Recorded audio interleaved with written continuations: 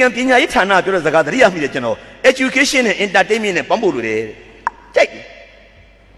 ခလေးလေးတွေစာတင်တာ education နဲ့ entertainment နဲ့ဖြောပြမှုနဲ့ပညာနဲ့ပေါင်းစပ်ပြရတယ်ဂျပန်နိုင်ငံကိုစာပေဟောပြောပဲသွားတော့တိုကျိုမှာကျွန်တော်တွေ့ခဲ့တာကလေးလေးအားလုံးသမိုင်းတင်တာကတ်တုံးစာအုပ်တွေခလေးတွေကကတ်တုံးဖတ်နေတာဂျပန်ခလေးလေးတွေကအယုတ်ကလေးတွေနဲ့တကွိကွိနဲ့တမီးတို့ဂျပန်လူမျိုးထူးဆန်းနေနော်ဂျပန်နိုင်ငံမှာသမိုင်းစာအုပ်တွေအားလုံးကတ်တုံးတွေနဲ့ရေးထားတာကြိုက်ပြီပေါ့အကြိုက်ပေါ့ဟင်အယုတ်ကလေးတွေနဲ့ကတ်တုံးဖတ်ရင်တန်လန်နဲ့ဂျပန်နိုင်ငံသမိုင်းတင်အောင်လုပ်ထားတာဒါကြောင့်မလို့ပညာရေးဆိုတာ entertainment နဲ့နည်းနည်းပေါင်းပေးရင်ကောင်းတယ်လို့ပြောတယ်ရုပ်ရှင်ကြည့်ရင်ကျွန်တော်တို့ဘယ်ကားမျိုးကြည့်မလဲဂန္ဒီပေါ့ဗျဂန္ဒီပေါ့ဗျကြည့်ပေါ့ဗျဂန္ဒီကားကြည့်ပြီးတော့ညစ်ကြတယ်မလားဂန္ဒီအလောင်းပြာတွေကိုပင်လေတဲ့ညစ်တဲ့မျောချတဲ့ကံကြည့်ပြီးတော့ဘာဖြစ်သွားလဲအိန္ဒိယနိုင်ငံလွတ်လပ်သမိုင်းသိတာပေါ့တရုတ်နိုင်ငံမှာနောက်ဆုံးအုပ်ချုပ်သွားတဲ့ဘုရင်လေးမော်စီတုံးကဖမ်းပြီးထောင်ထဲထည့်ထားတာပူရီ PUI ပူရီသူ့ကားကိုဝယ်ကြည့်ပါလား The Last Empire Last ကနောက်ဆုံး Empire က Egret ပေါ့နောက်ဆုံး Egret မောင်သားချုပ်ကိုပိုင်ဝယ်ထားတယ်ကြည့်လဲပြီးတော့တရုတ်နိုင်ငံသမိုင်းသိသွားတယ်ကျွန်တော်ဟာအေးမှန်လိုက်တာအမေရိကန်နိုင်ငံပြောတဲ့စကားကောင်းနေဟာလို့ education နဲ့ entertainment နဲ့ပေါင်းစပ်ပြရမှာတချင်းဆိုရင်နဲ့စာတင်လို့ရတယ်ရုပ်ရှင်ကြည့်ရင်စာတင်လို့ရတယ်ကစားခုံဆိုင်ရင်စာတင်လို့ရတယ်အခုမောင်သားချိုကြီးကိုဇော်ဝင်းတို့အဖိုးရေးတဲ့တချင်းကိုဆိုတာသမိုင်းနေသိနေပြီ1249ခုနှစ်မှာဒီတစောင်းမုံလာစုံရှင့်နေကိုတော့အကုန်ပါနေတယ်စာတော်ကျက်ဆရာမလို့ဘူးမမြင်နိုင်ပါပြီနဲ့တိုင်သာဒီနဲ့တိုင်သာဒီမမြင်နိုင်ပါပြီရင်းမြစ်ရှင်ကိုယူငင်သွားတော့လူရှင်အများရေကကြေခွဲရလို့ရင်ထဲငါပမာကြီးအော်ဒီဘောရာစာပါတော်မူလေဒီမိုက်တယ်ဗျာကောင်းလိုက်တာဒီလိုနီးနဲ့မောင်သားချိုတို့နိုင်ငံကြီးကျွန်းဖြစ်တာကြပါတယ်တိုင်းသားပေါင်းတို့လွတ်လပ်ရေးချိုးပန်းမှာအင်္ဂလိပ်စီကမရပါဘူးမရတော့မှတက်ကတူကျောင်းရောက်ပြီးတော့ဘွဲရပြီးတော့မှခင်ဗျားတို့နတ်မောက်သားနောက်မှရေးထားတဲ့ဒေါ်အောင်ဆန်းစုကြည်အဖေဥဖန်တဲ့ဒေါ်စုသားလေးတခင်အောင်ဆန်းဂျပန်ထက်သွားပြီးရဲဘော်၃ကျိတ်သွားတော့ကတော့တရုတ်ပြည်သွားတာပဲဂျပန်ပိုင်နဲ့ကျွန်းရောက်ပြီးတော့မှဂျပန်နဲ့သွားတက်သွားတိုးတာသွားတော့တရုတ်ကိုသွားတာပဲရဲဘော်၃ကျိတ်နဲ့စစ်ပညာသင်ပြီးဗမာနိုင်ငံပြန်ဝင်လာတာ1942 1942အဲ့ဒီနှစ်မှာမိမရတယ်ဂျပန်နဲ့အတူဗမာနိုင်ငံပြန်ဝင်လာတဲ့နှစ်မှာမိမရတာ1942နေမကောင်းလို့ဆေးရုံတက်တော့ဂျပန်ခေတ်ဆေးရုံကြီးမှာမခင်ကြီးနဲ့တွေ့တာဟိုကနတ်စမထမင်းအင်းနီသူကဘိုလ်ချုပ်ကနေပေါ်မှာဟိုကမျက်နှာပြည့်ပြည့်ဝမ်းဝမ်းကြီးနဲ့မျက်ခုံးမထူထူကြီးနဲ့အသားဖြူဖြူကြည်ကြည်လင်လင်ကြီးမျက်နှာပေါ်မှာရှုပ်တာထွေးတာမရှိကြွေတာဝိုက်တာမပါဖုံးတာဖိတာတွေမရှိပရိရဲ့ no မာယာ no innocence lady ပြစ်မျိုးမှဲမထင်မိမကြည်ကြည်လင်လင်ကြီးတချို့မိမလေးတွေလှတယ်တိုးတော့နောက်နေတယ်ညနာပေါ်မှာအတိတ်ပဲရှုပ်ချက်နောက်နေမိမလေးရှိတယ်ကြည့်လိုက်သိတယ်တချို့ရွက်ချမ်းယူလေးပဲတိုးတော့ကြီးနေတယ်မခင်ကြီးကဒီလိုကြည်ကြည်လင်လင်ဒါကိုကြိုက်သွားတဲ့အတွက်မေတ္တာမျှပြီးလူကြီးတွေကိုမိမတောင်းခိုင်းတာပဲအကျဉ်းမင်းရတော့ချစ်ရင်မဆိုပဲနဲ့မိမတောင်းခိုင်းတာဒါဟာမိမလေးတွေအတွက်ကြက်တရေပေါ့တချို့လူတွေတွဲနေတာကြာပြီလက်ထပ်ဖို့ပြောတော့ဟိုလိုလိုဒီလိုလိုဒါတပိုင်းဒါတပိုင်းကျွန်တော်မကြိုက်ဘူးဒါတွေတခင်အောင်ဆန်းကတော့ကြိုက်တယ်မပြောသေးဘူးလက်ထပ်ပြစီတန်တောင်းဆိုတာဘယ်တော့တန်ဖိုးထားလဲဆိုတာဒီလိုနည်းနဲ့ညားတဲ့ဇနီးမောင်နှံကိုစောဆန်ဖိုးတင်ကအိမ်မှာထမင်းဖိတ်ပြင်းတန်လန်းနဲ့ကရင်စစ်သားလေးတွေတချင်းအောင်ဆိုခိုင်းသေးတယ်လေမင်းတို့မမနဲ့ဗိုလ်ချုပ်ကိုလက်ဖွဲ့တချင်းဆိုလိုက်กว่าတယ်စောဆန်ဖိုးတင်အိမ်မှာဆိုတာငွေတော်ရာရောင်ချီထိန်လင်းတော်သည်ဘုံညိုးပြတ်တဲ့မိုးနံမဒီတရာကဘူသည်ဆီယာမကိုပဲတဲဆွဲအောင်ချစ်မိသည်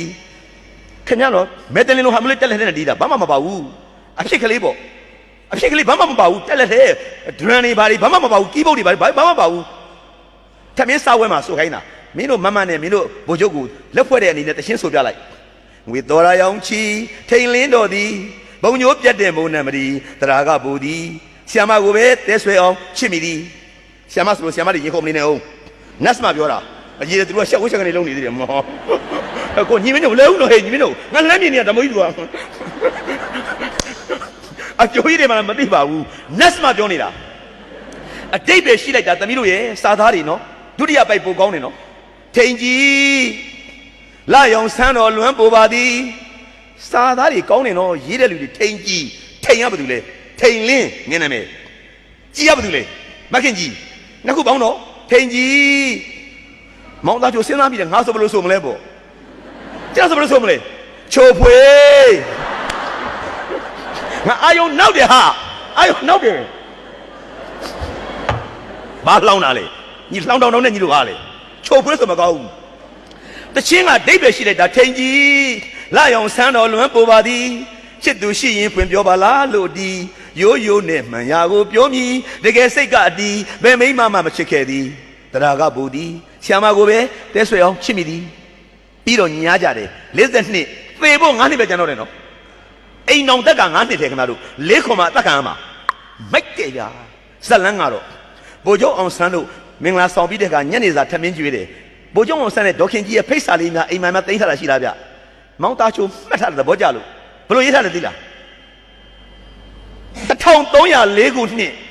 ဝါကောင်လပြည့်ကျော်12ရက်တနင်္လာနေ့ညနေဗမာနာရီ9နာရီအချိန်တွင်ရန်ကုန်မြို့နိပွန် military club ဂျပန်ကလပ်ပေါ့၌ထမင်းသားကြွားကြပါရင်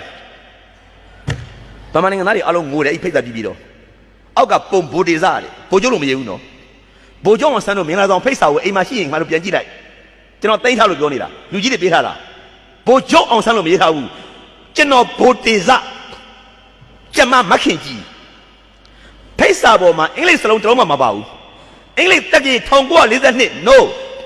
မပါဘူးသူတို့မင်္ဂလာဆောင်တာစက်တင်ဘာလ9ရက်နေ့ကျွန်တော်တွက်ထားတာမပါဘူးမခင်ကြီးနဲ့ဘိုးကျုံအောင်ဆန်းကဗမာဆန်ဆန်အညာဆန်ဆန်မင်္ဂလာဆောင်ဖိတ်စာပေါ်မှာရေးထားတာဗမာတက်ကြီးပဲရေးထားတယ်ပြန်ရှာကြည့်ဦးခင်ဗျားတို့1304ခုဝါကောင်လပြည့်ကျော်12ရက်တနင်္လာနေ့ညနေဗမာနာရီ9နာရီအချိန်ထမင်းသားကြွားကြပါရင်ရိုးလိုက်တာဒီလိုနည်းနဲ့ညားခဲ့တဲ့မိသားစု9နှစ်လောက်ပဲပေါင်းပြီးနောက်တော့ဆုံးတယ်ပေါ့သူများတက်လို့သေတယ်ပေါ့တနတ်တန်ရဒုတိယအများဆုံးပထမအများဆုံးသခင်မြ15ချက်ဘုံဆန်73ချက်ဒီလိုနည်းနဲ့အနိစ္စရောက်တယ်ပေါ့သူတိတ်ဆိတ်ပူတဲ့တိုင်းပြည်ကိုဘုံဆန်ပညာကိုချစ်တယ်လေသူတိတ်ဆိတ်ပူတယ်တီဘောမင်းနဲ့စုဖျားလက်ပါတော်ပြီးတော့နောက်တိုင်းပြည်ကျွန်းဖြစ်တယ်နောက်အနာဂတ်မှာဆက်ပြီးပါမယ်ဆိုရင်တော့ဘယင်နဲ့မိဖုရားကိုလာမဖမ်းတော့ဘူးမင်းတို့ပြောသွားပြီပညာကြီးတဲ့နိုင်ငံတွေဟာငွေရေးကြေးရေးတွေနဲ့နိုင်ငံရေးပရိယာတွေနဲ့အခြားသောပညာရေးတွေနဲ့ဗမာနိုင်ငံကိုဝင်ပြီးတော့စီးလိုက်မယ်လို့တခင်အောင်ဆန်းတွက်ပြီးသားဒါကြောင့်မို့လို့စာပေဟောပြောပွဲလုပ်ဖို့လိုမထင်တယ်လို့သူမသေးခင်3နှစ်မှာသူတွေးခဲ့တယ်တဲ့1944မှာစလုပ်တာဒီပွဲတွေကသူသေးဖို့3နှစ်လို့သေးတယ်နော်1949မှာသေမဲ့လူနော်ရန်ကုန်မြို့မှာစာပေဟောပြောပွဲစလုပ်တာ1944တပည့်တို့သားတို့သူမသေးခင်3နှစ်ပဲနော်မိုက်တယ်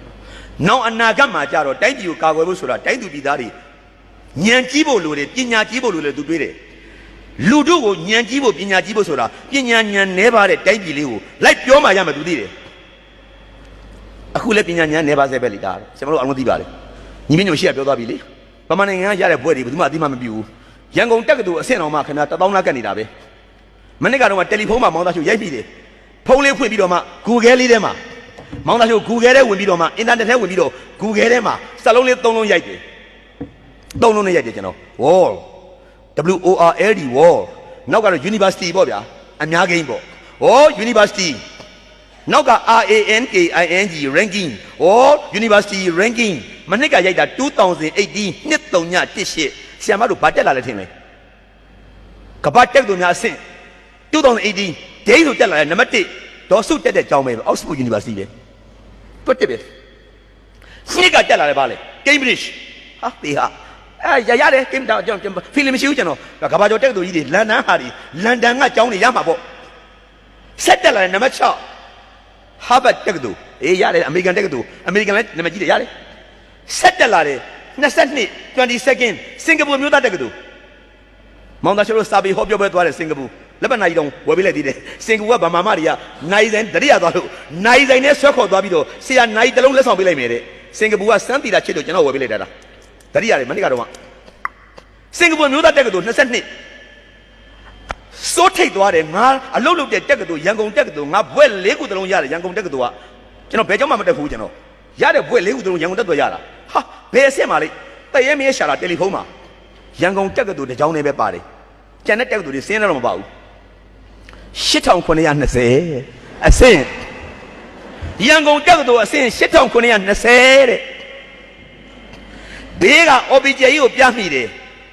လက်ကုပ်တီးပြီးထနောက်တယ် တသောမပြေသေးဘူးကွယ်ဟေး